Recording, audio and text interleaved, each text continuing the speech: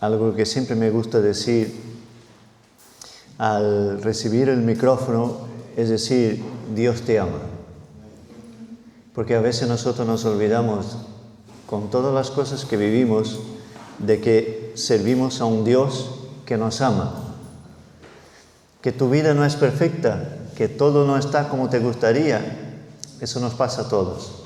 Pero una cosa no podemos olvidar, de que Dios me ama. Por eso te invito ahora a que interactuemos y que tú puedas decir a la persona que tienes a tu lado y recordarle, mira, hermano, Dios te ama. Dios te ama.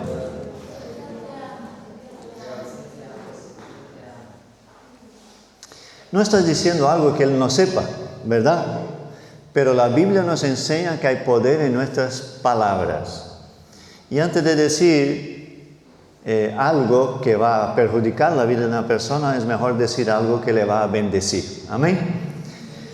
Bueno, en esta mañana quiero agradecer primeramente a Dios por el privilegio de estar en este lugar, agradecer a Cristóbal, a Sara, quizá la gran mayoría lo sepa, somos amigos desde hace muchos años. Cristóbal estuvo en mi casa en Brasil, allí comió alimento espiritual, pero también natural, con una buena barbacoa, y eso ya han pasado muchos años. Cuando miro en el espejo veo que mis pelos ya no son los mismos. Pero bueno, el Señor es bueno y está con nosotros. Y en esta mañana, que es domingo de Pascua, domingo de Semana Santa, domingo de Resurrección, quiero leer un texto de la palabra del Señor, si quieres acompañarme. En el libro de Mateo, capítulo de número 28, libro de Mateo 28, a partir del versículo de número 1.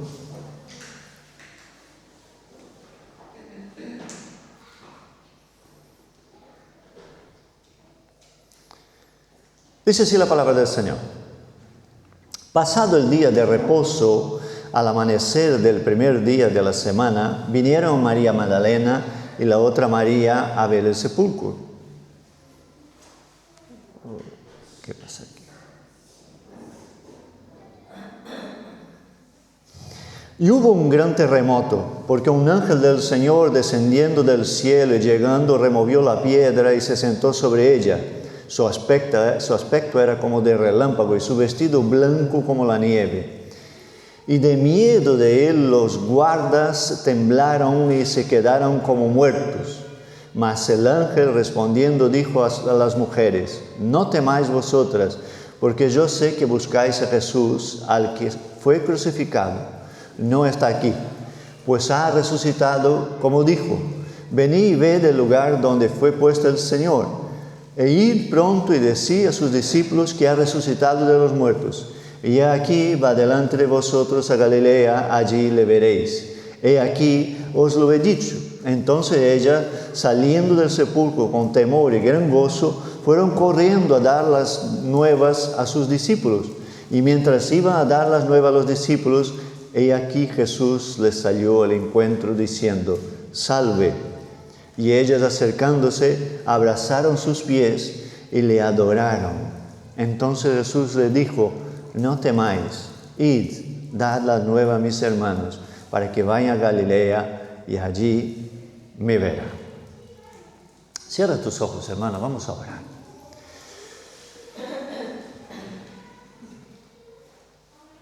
Padre,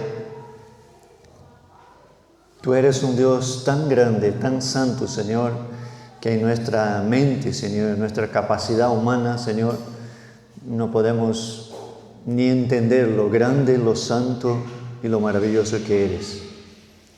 Pero hay algo que nosotros sí podemos entender, Señor, y es que tú has enviado a tu Hijo Jesucristo para morir en la cruz y resucitar al tercer día. Y con la resurrección vino, Señor, la victoria, la salvación y la esperanza para los seres humanos, para nosotros, para cada uno de nosotros. Y delante, Señor, de tu grandeza, Señor, nosotros somos solo polvo de la tierra. Si entráramos en tu presencia, Señor, sin la intervención de Jesús, Señor, seríamos consumidos, Señor, por nuestro pecado. pero tu gracia nos ha alcanzado. Tu amor, Señor, se ha extendido hacia nosotros y a través de Jesucristo, que murió y resucitó el tercer día, podemos hoy tener una esperanza de vida eterna. Y en este día, Señor, en este domingo, hemos leído tu palabra. Y te clamamos a ti, Espíritu Santo, que tú nos hables, que tú ministres cada corazón, porque tú eres el único que sabe qué es lo que hay en cada corazón y cada necesidad, cada pensamiento, cada sueño, cada anhelo, Señor. Solo lo sabes tú. Por eso, Señor, ten misericordia, Señor, de mi vida. Y, Señor, a través de tu palabra, Señor, habla lo que sea según tu voluntad y para la gloria por el poder del nombre de Jesús. Amén. Muy bien, hermanos. Todos nosotros sabemos lo que es la Semana Santa, todos nosotros sabemos lo que es el domingo de Pascua, el domingo de Resurrección. Sabemos que fue el día que Jesús resucitó de los muertos, fue el día en que el Señor conquistó para ti y para mí salvación y vida eterna, ¿no? Porque nosotros no venimos a la iglesia para pasar un rato, no venimos a la iglesia para entretenernos, no venimos a la iglesia para simplemente sentirnos bien. No, nosotros venimos a la iglesia porque Dios nos ha llamado, porque Dios nos ha salvado. Y después de esta vida, hermano, hay otra vida. Después de las circunstancias de esta vida, hay una vida donde no hay problemas, no hay enfermedades, donde no hay circunstancias difíciles, donde nosotros vamos a vivir en la misma presencia del Señor.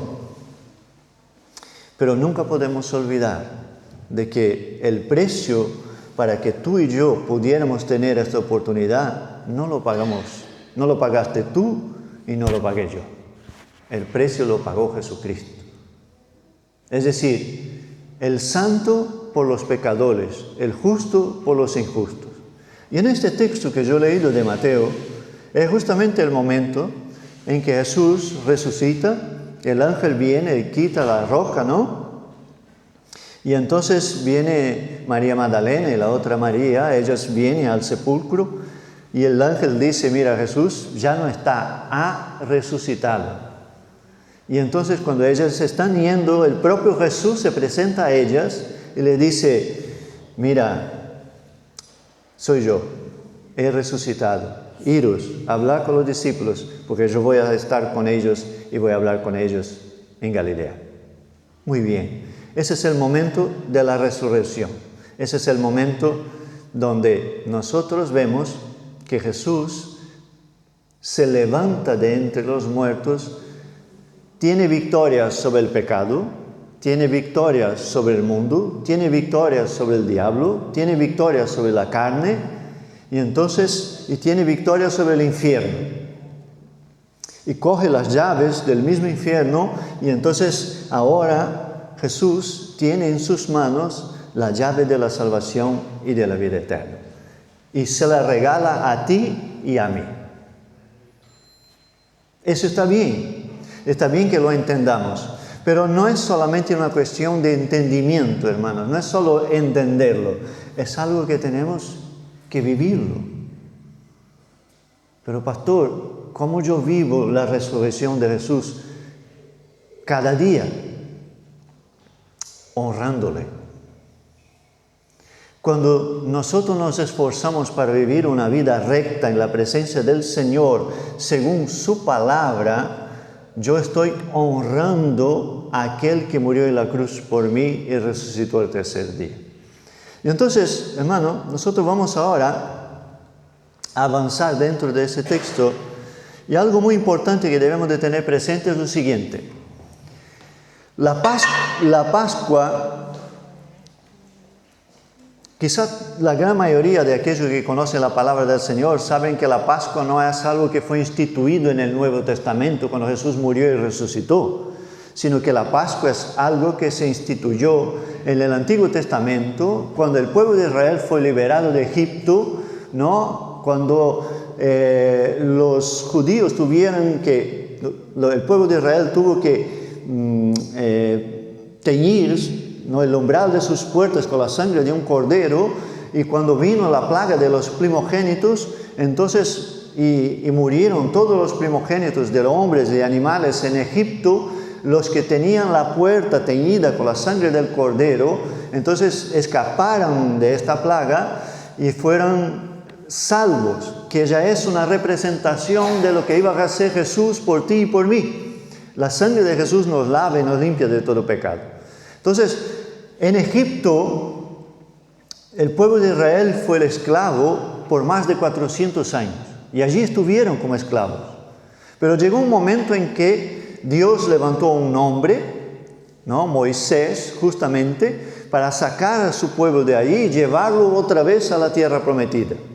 Moisés es un tipo de Cristo, es decir, Moisés en este momento representa el Salvador, el Liberador, el que iba a guiar al pueblo de Israel por el desierto y lo iba a llevar a la tierra prometida. Muy bien. Entonces, Moisés es el instrumento de Dios en este momento para salvar y para sacar al pueblo de Israel de la tierra prometida y del yugo de la esclavitud.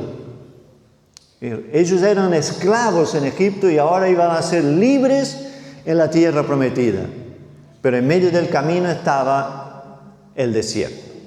Entonces, ellos vienen, Moisés se presenta, saca al pueblo de Israel de ahí, ¿no?, después de las 10 plagas, y alguno podría preguntarse, pero ¿por qué envió Dios 10 plagas? ¿Por qué no fueron 5? ¿Por qué no fueron 3? ¿Por qué no fueron 7? ¿Y por qué de las plagas? ¿Cuál es el motivo? Bueno, cada plaga, cada una de las plagas que Dios envió a Egipto está relacionada con un tipo de idolatría que había en Egipto. Son 10 plagas porque son 10 tipos de idolatrías, a las cuales Dios apuntaba a ellas y decía que no estaban bien. Y a la hora de liberar al pueblo de Israel, solo a través de las plagas, el faraón se rindió y liberó el pueblo. Muy bien, entonces significa decir que la Pascua fue instituida justamente ahí, en este momento de liberación del pueblo de Israel. Y desde entonces se celebraba la Pascua cada año. Hasta que llegue el momento, 1500 años después, que la Pascua verdadera se hace real en el momento en que Jesús muere en la cruz y resucita. Entonces, lo que había ocurrido 1500 años antes, ahora se hace real 1500 años después. En la vida, en la muerte y en la resurrección de Jesús. Y vamos al libro de Corintios. Quiero leer un texto de 1 de Corintios, capítulo 10, y a partir del versículo 1, donde Pablo va a hacer una relación entre lo que ocurrió en el desierto y lo que ocurre en la iglesia. Es decir, Pablo va a hacer en ese texto una relación entre lo que ocurrió en el desierto y lo que ocurre en tu vida.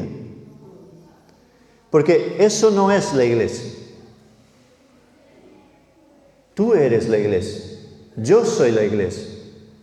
Mañana nosotros, el pastor Cristóbal con la pastora Sara, pueden ir a otro lugar. Y la iglesia irá con ellos. Porque la iglesia sois vosotros. No es ese lugar. Por supuesto que nosotros como seres humanos, no es muy normal que miramos al lugar, bueno, voy a la iglesia. No, es que tú no vas a la iglesia. Tú eres la iglesia. Donde tú vas a la iglesia. Esa es la gran diferencia. ¿Sabe por qué nosotros muchas veces hacemos eso de decir voy a la iglesia? Es que tenemos una tendencia de transferir un principio que había en el Antiguo Testamento hacia el Nuevo Testamento. Porque en el Antiguo Testamento el templo era el lugar. Pero Jesús dijo que a partir del Nuevo el templo no era el lugar. El templo es tu corazón, mi corazón. Por eso, dile al hermano que tienes a tu lado, tú eres iglesia. Tú eres la iglesia. Tú eres la iglesia.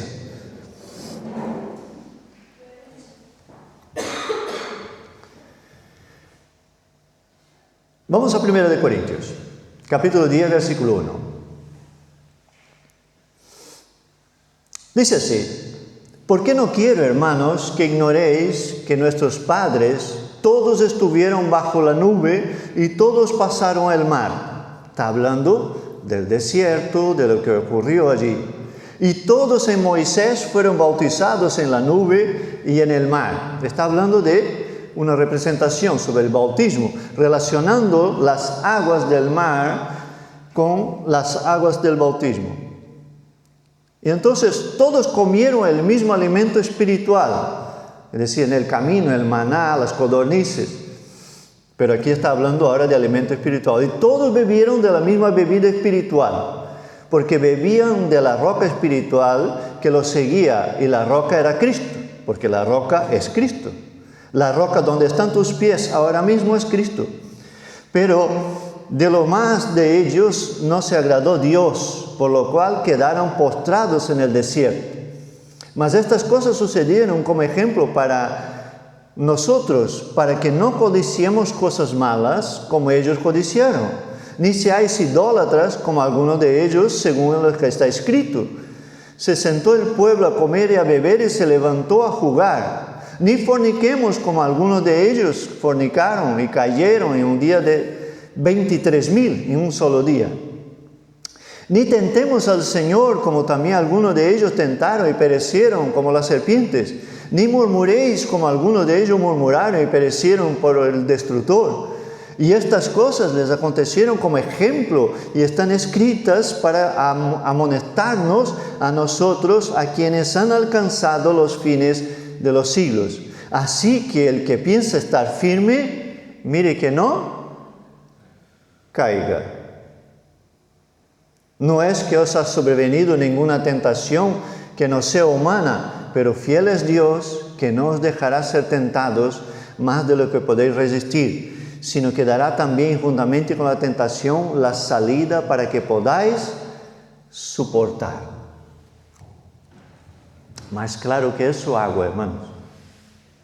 Pablo está haciendo una relación clara entre la vida de un cristiano, de un hijo de Dios, de alguien que camina con el Señor, de alguien que está aprendiendo a caminar con el Señor, de alguien que sabe que Dios le ama, de alguien que va caminando, ¿no? Y vamos avanzando. Todos nosotros tenemos nuestros problemas, todos nosotros tenemos nuestras dificultades, todos nosotros tenemos nuestras debilidades, ¿no? Algunos se creen que los pastores, ¿no? Vienen aquí arriba y predican y hablan, y de las cosas que predican y hablan, ellos ya lo tienen todo claro y ya lo saben todo. No, no es así, hermano. A veces nosotros estamos aquí arriba predicando de algo porque justamente estamos en medio de la batalla de lo que estamos viviendo, y justamente estamos ahí intentando salir de la situación en que estamos, siempre con la ayuda del Señor. Entonces, todos nosotros tenemos nuestras dificultades, pero debemos de tener claro una cosa, de que no podemos pensar en algún momento, es que yo lo sé, es que yo soy fuerte, es que yo puedo, es que yo voy, es que yo tengo, cuando en realidad ni podemos, ni vamos, ni tenemos, ni hacemos nada, porque quien hace en realidad es el Señor. Pero pastor, yo tengo que trabajar, por supuesto. Pastor, yo tengo que cuidar de mi familia. Claro que sí. Pastor, yo tengo que cuidar de mis hijos. Claro, todas esas responsabilidades las tenemos. Pero en realidad, si Dios no lo hace, no tenemos nada. Ni tú, ni yo. Una de las cosas que nosotros debemos de aprender en el Señor es la dependencia. Dios no ama al independiente, Dios ama al que depende. Y a mí siempre me gusta decir una cosa: un niño pequeño, con 1 añito, 2 añitos, ¿no? Muy pequeñito, si la madre no da de beber, no bebe. Si la madre no da de comer, no come. Si la madre no cambia su ropa, se queda sucio. Si la madre no lo lava, no está limpio. O el padre, ¿no? No solo la madre. Es decir, eso es dependencia. Nosotros creemos, y en eso a veces nos equivocamos mucho, creemos que tenemos una vida natural y tenemos una vida espiritual. Entonces, cuando yo voy a la iglesia y escucho la predicación y el pastor me está ahí predicando, yo estoy escuchando, Dios me está hablando, Dios me está ministrando, eso es parte de mi vida espiritual. Pero cuando yo vuelvo a mi casa, a la hora de tomar las decisiones, entonces yo hago a mi manera, porque aquí es mi vida natural y allí es mi vida espiritual. Eso no es así, eso no existe. O toda tu vida está en las manos de Dios, o tu vida no está en las manos de Dios. Es así de claro. ¿Por qué? Porque Dios no quiere el 99% de tu corazón. Él quiere el 100%. Él no quiere el 99% de tu vida. Él quiere el 100% de tu vida. La totalidad. Ah, pastor, entonces yo ahora tengo que estar en la iglesia todos los días, 24 horas por día. ¿Eso es lo que significa? No. Pero sí que significa que en todo lo que hagas, en todo lo que vivas, Dios tiene que estar presente. En las cosas pequeñas o en las cosas grandes. Y ahí es donde entra algo que nosotros debemos de tener muy claro. Cuidado, no vaya a ser que el versículo 12 dice, así que el que piensa estar firme, mire que no caiga. Pero eso no es para que yo apunte el dedo y diga, ah, mire el hermano. No, es para que yo mire a mi propia vida, porque muchas veces yo creo que estoy firme y de repente, cuando menos espero, me rebalo y meto la pata y cometo un error y me entristezco o entristezco a la gente que vive a mi alrededor y le fallo a Dios. Yo no sé tú, hermano, pero eso muchas veces lo siento a diario, que le fallo a Dios, porque me gustaría que las cosas fueran de una manera distinta. Pero nunca me olvido de que Dios me ama. Yo le fallo, bien. Aquellos que tienen hijos, cuando tu hijo te falla, deja de ser tu hijo. Cuando tu hijo a lo mejor te contesta mal, deja de ser tu hijo. Cuando tu hijo te desobedece, deja de ser tu hijo. Por supuesto que no. Y con Dios es igual. Pero la gran verdad es la siguiente, que la Biblia nos enseña de que nosotros debemos de cuidar para no caer y vivir una vida recta en el Señor. ¿Para qué? Para honrar la resurrección de Jesús y decir, Jesús, yo te amo, yo te necesito, yo quiero vivir contigo cada día y necesito, Señor, que tú me ayudes. Entonces, Pablo hace esa relación entre el Antiguo Testamento, entre el desierto y lo que pasó allí y la iglesia. Y ahora en Romanos, capítulo 6, versículo 8,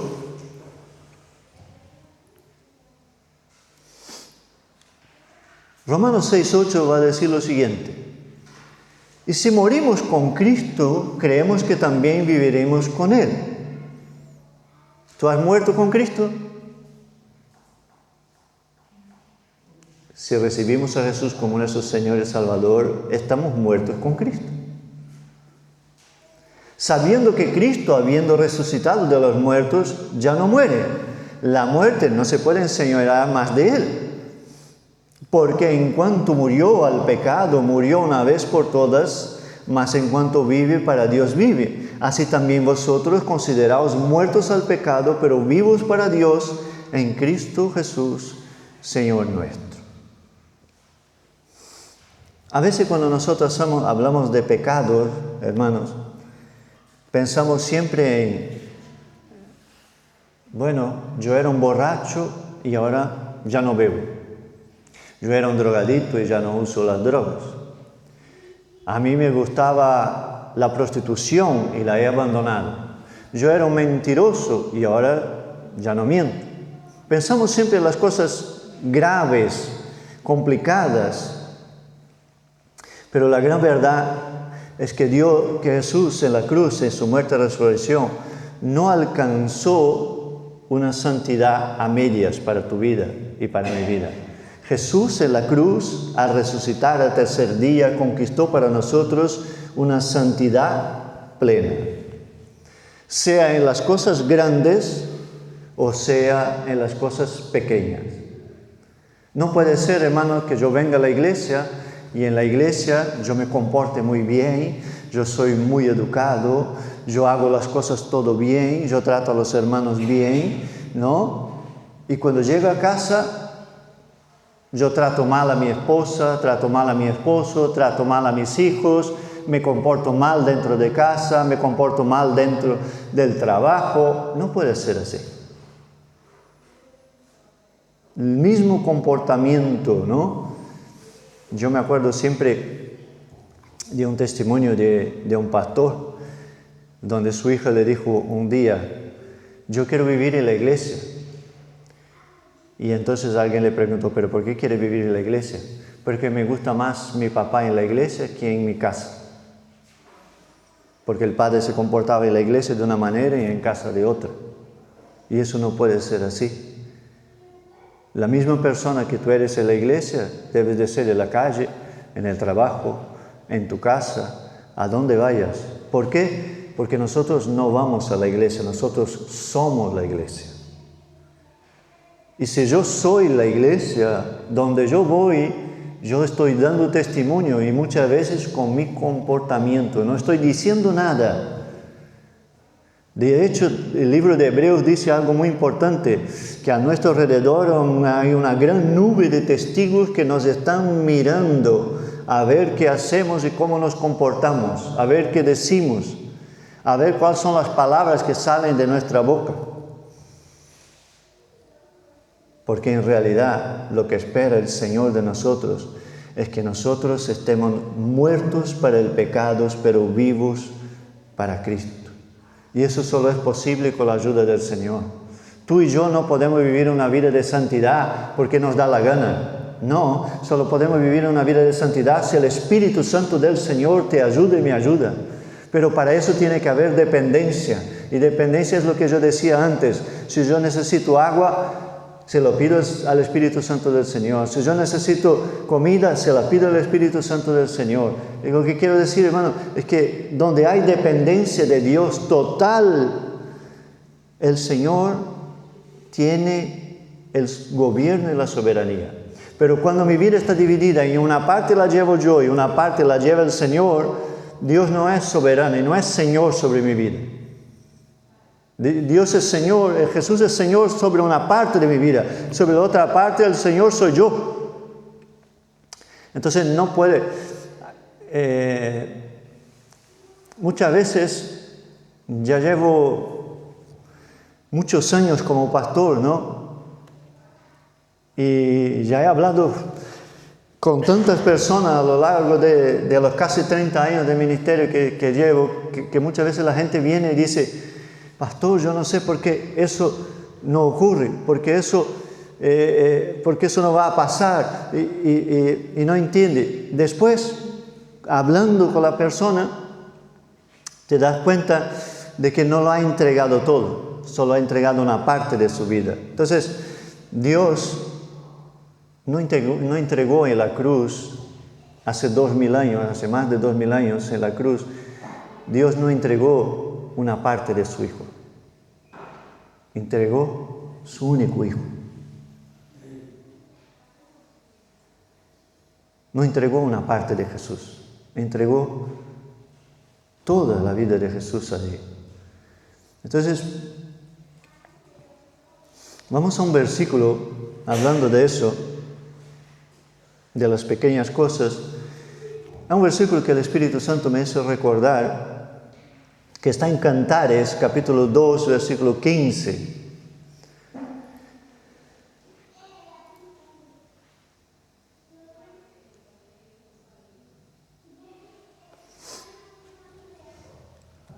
Voy a leer primero en la Reina Valera y después voy a leer la traducción del lenguaje de hoy. La Reina Valera dice lo siguiente, Cantares 2:15. Cazadnos las zorras pequeñas que echan a perder las viñas, porque nuestras viñas están en cierne. Y la traducción lenguaje actual dice lo siguiente: las zorras pequeñas causan daño a nuestras viñas. Ayúdenos a atraparlas, pues nuestras viñas están en flor. Y este versículo está hablando del cuidado que tiene que tener con la viña.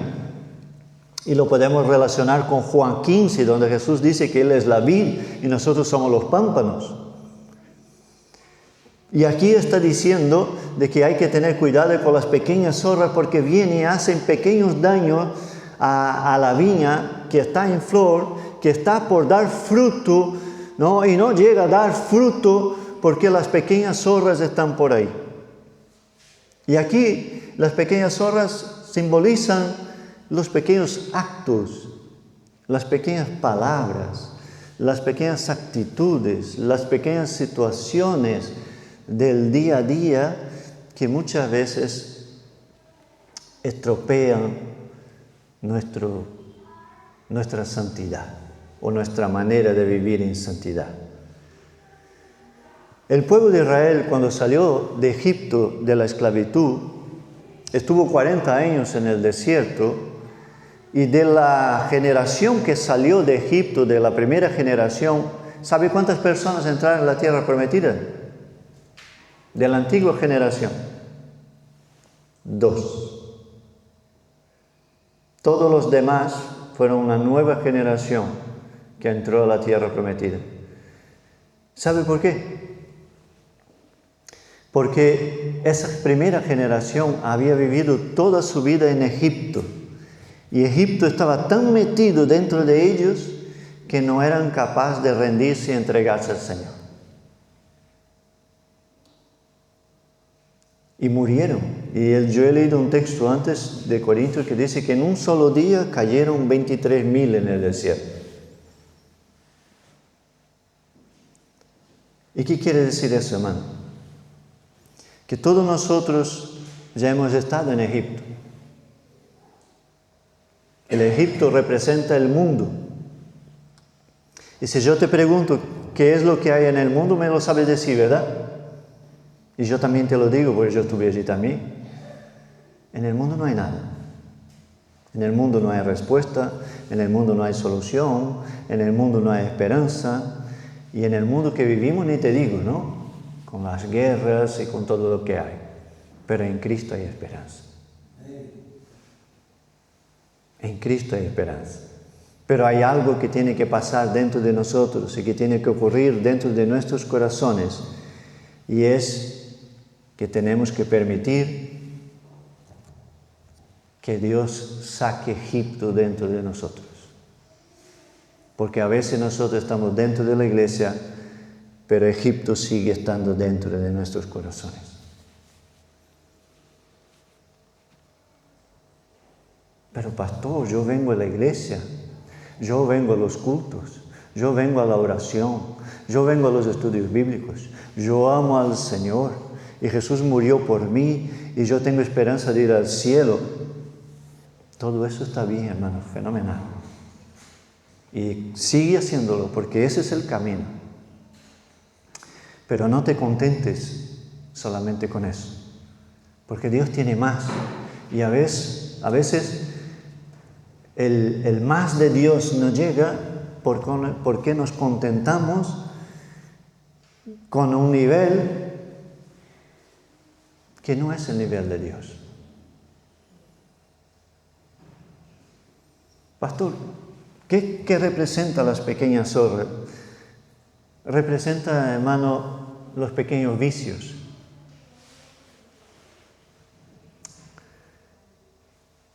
Todos nosotros tenemos pequeños vicios, ¿verdad? Si nos ponemos a pensar un poquito ahora, sí. O los hemos tenido o todavía los tenemos. O pequeñas manías. O pequeños problemas de carácter. ¿no? Hablo de los matrimonios. ¿Cuántas veces tu esposa viene a decir algo, no? Me pasa a mí. Y lo que ella viene a decir es correcto, es cierto. Pero nosotros, por el orgullo, simplemente decimos, no, eso no es así. ¿Y cuántas veces me veo yo en la presencia del Señor y el Señor me dice, siento mucho en decirte, Llama, pero ella tiene razón? Que también puede pasar al revés, ¿vale, hermano? No piensa que son solo las mujeres que tienen la razón. Lo que quiero decir es que a veces tenemos que dejar nuestro orgullo a un lado. Porque si hay algo que impide el obrar del Espíritu Santo de Dios en nuestras vidas, es el orgullo. El orgullo es la barrera que Dios la puede deshacer siempre y cuando nosotros lo echamos a un lado. Las pequeñas costumbres o las malas costumbres, ¿no?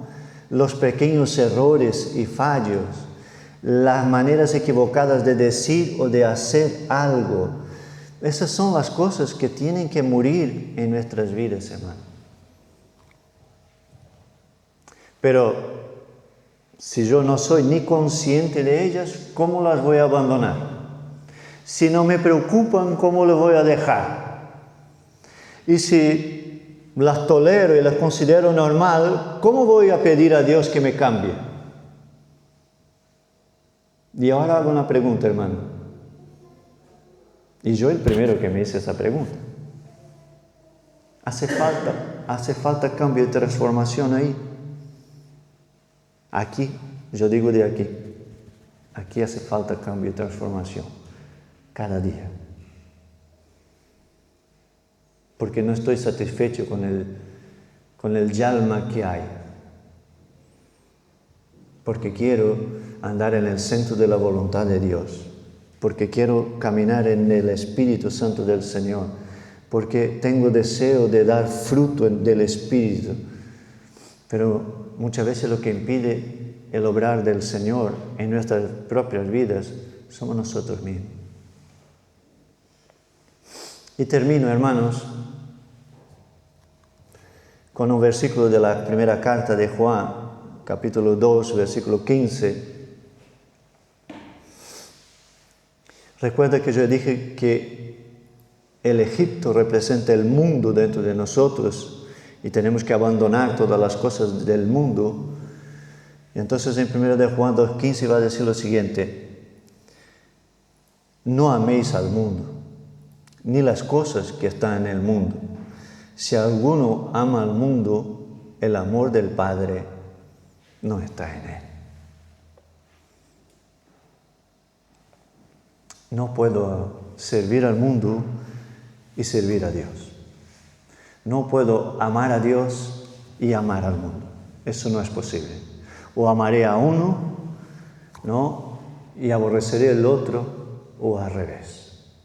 Lo único que puedo hacer, de verdad, es amar al Señor y cada día más dejar a un lado al mundo.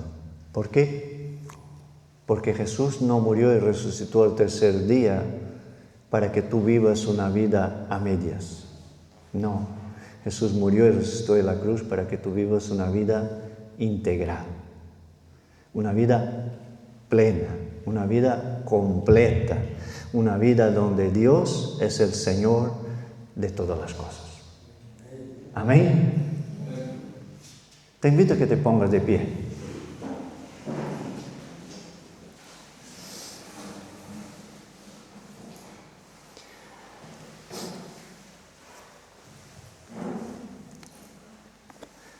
Yo ni me considero predicador, porque yo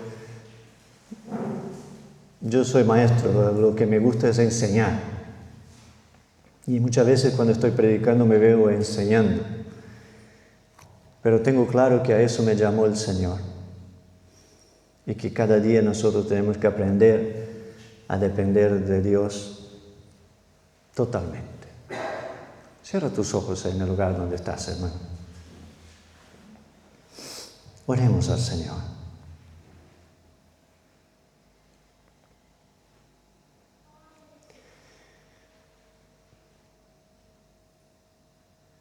Primeramente, Señor, queremos darte gracias. Porque hace más de 2000 años, Jesús, tú pagaste un precio que nosotros no podíamos pagar. Y en tu resurrección, Señor, tú compartiste, Señor, tu victoria con nosotros. Y ahora dice tu palabra que nosotros somos más que vencedores en Cristo Jesús. Padre, tenemos victoria a través de Jesucristo. Y tenemos victoria, Señor, en nuestro caminar.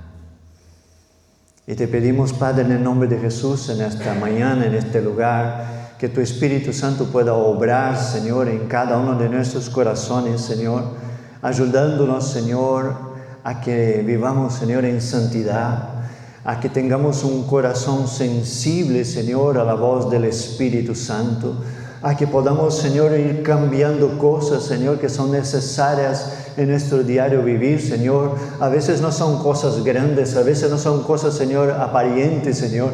A veces incluso son cosas que solo sabe uno mismo y que tenemos que rendirlas delante de tu presencia.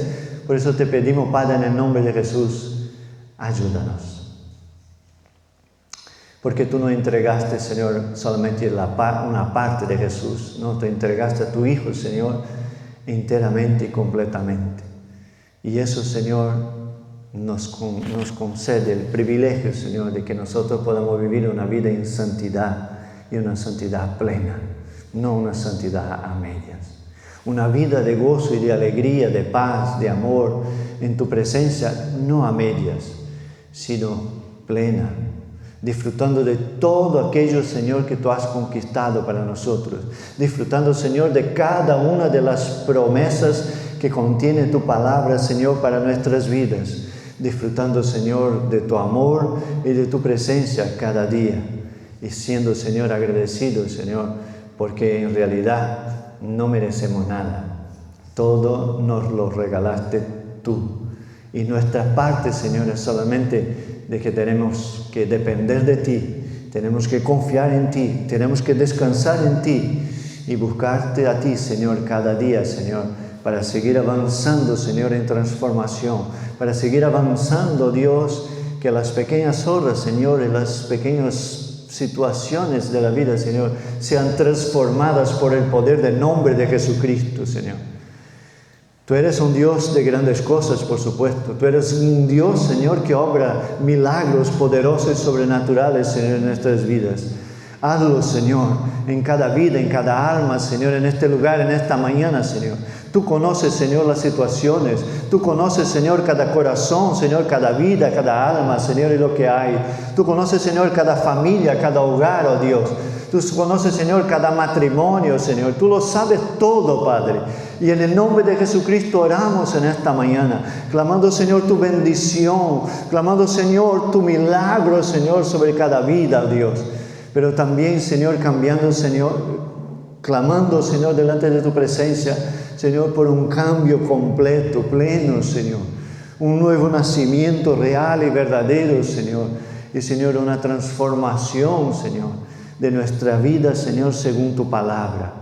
Y, Señor, siempre según tu voluntad. Padre, lo entregamos todo en tus manos. Y te damos gracias por todo, Señor. En el nombre precioso de Jesús. Amén. Y amén. Que Dios bendiga, hermano.